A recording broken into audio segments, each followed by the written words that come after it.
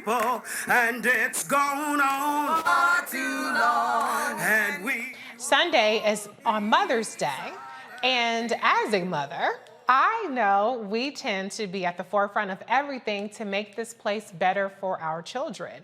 This week, we'll be highlighting the Mothers and the Poor People's Campaign. Lord. Next month, the Poor People's and Low-Wage Workers Assembly and Moral March on Washington and to the polls will take place on the 18th here in D.C. to represent the 140 million low-wage workers across the country. One of those who will be helping to mobilize this moral revolution is Callie Greer. She is known around Selma for her cooking and her affinity for telling the truth. Mother to 5 and grandmother to 8, she has lost 2 children, Mercury to gun violence and Venus to preventable complications due to breast cancer. Venus suffered a hard and slow death, blocked at every turn from receiving what would have been life-saving care because she could not afford health insurance. Her breast rotted while the state-of-the-art mammogram machine sat idle and inaccessible. No wonder she's on the front line. Callie, a member of Alabama's Poor People's Campaign, joins me from Selma. Ms. Greer, thank you so much for being here with us. How are you today? I'm well. Thank y'all so much for having me. I'm blown away. Well, I'm blown away by your courage and your advocacy and your triumph through so many adversities. My heart goes out to you. My condolences for the loss of your 2 children. It's just heart-wrenching to hear. Can you give us a little bit of background on what really spurred you into advocacy beyond what we do as mothers, I think, to advocate for our community? Well, you know, the young, it's in life, we're given these gifts from God, and my children and your children, all of our children are gifts from God. And the young man actually that killed my son, we went to court and advocated for him. We forgave him, and asked for mercy for him.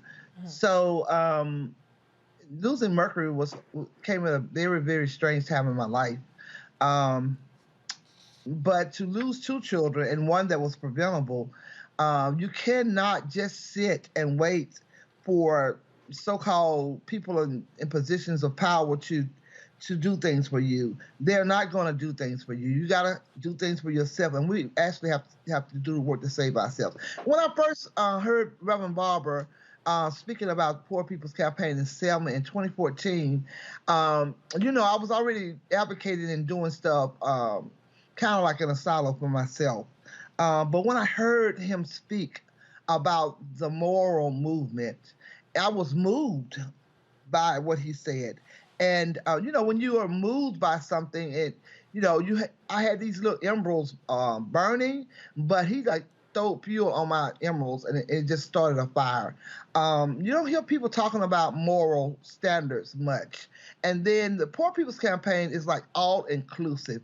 I don't know of any other organization, entity, or movement that is all inclusive in that way. When I say all inclusive, I mean all can come, all humans are welcome that are fighting these issues. So I was drawn to it, and they have just been like, you know, supporting me and giving me and other, all of these thousands of people the platform to tell their stories, like you all said, unfiltered, unscripted.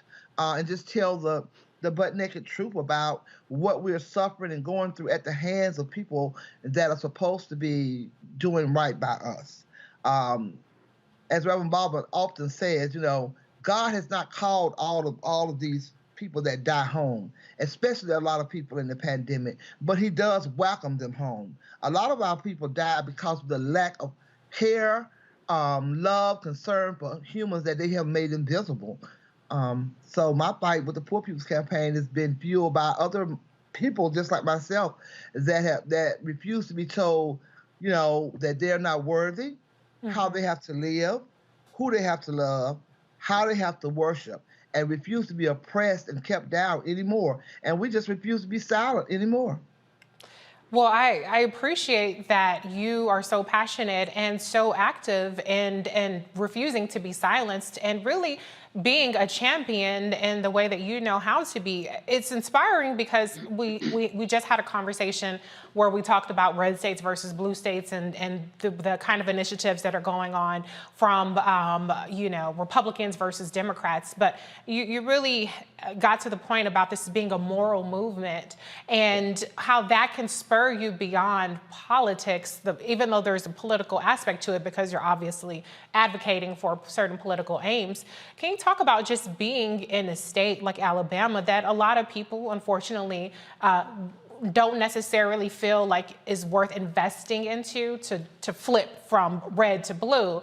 But you're out there, you're doing the work on the ground. So talk a little bit about what it means locally to be involved and how you affect change locally, irrespective of, the outside perceptions of Alabama or even Selma. So first of all, in Poor People's Campaign, we removed that narrative of red state versus blue state and all of that rhetoric, because all of these people are running. They have their own agendas, so we do not say blue state, red state, Republican, Democrat, because all of them has hurt us in some way as human beings. So living in the state of Alabama, 45% of us are poor and low wealth families here in the state of Alabama.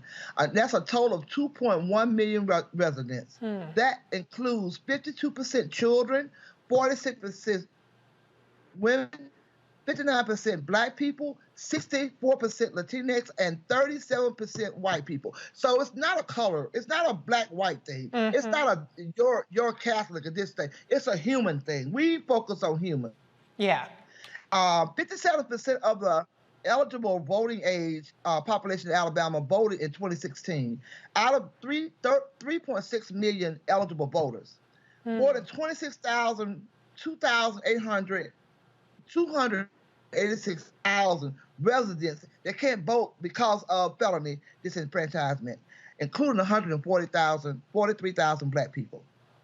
So, and 483,000 people in Alabama were uninsured, and this was in 2018. This is post-pandemic. Yeah. And people are not even talking about the almost million people we lost to the pandemic. That was really preventable. Yeah.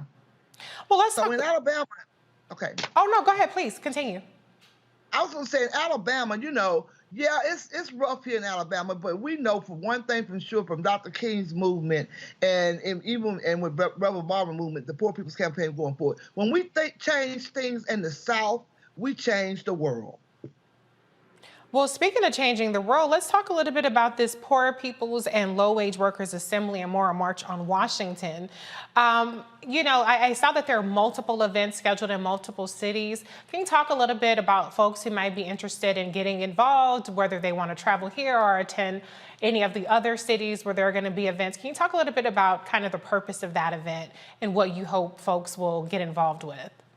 The purpose of all of these events is to just open people up to what this movement is about. Because if you're not in the 1%, you are supposed to be a part of this movement. This movement is not about one person or one thing. This movement is about us as a whole part of humanity that's been denied the right to vote, the right to justice, the right to living wages, the right to health care, the right to clean water, the right to adequate housing, transportation, education, all of these things. So in the Poor People's Campaign, if you can't find your fight in this campaign, then you don't have a fight.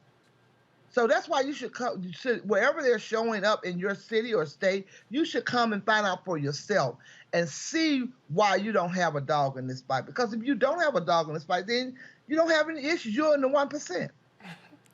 Well, I know that's right. I'm going to go to the panel. Reverend Carr, your question for Ms. Greer, please. First off, let me say, Mama Greer, You're sounding and looking awesome, and I appreciate you taking the time out tonight to share your perspective, to share the work that you're doing down there in Alabama. My mama folk from Alabama, my daddy's folk from East Tennessee, my mama folk from right down there in Russell County, Lato, Seal, Okay. Phoenix City. So I Yeah. know good things come out of Alabama.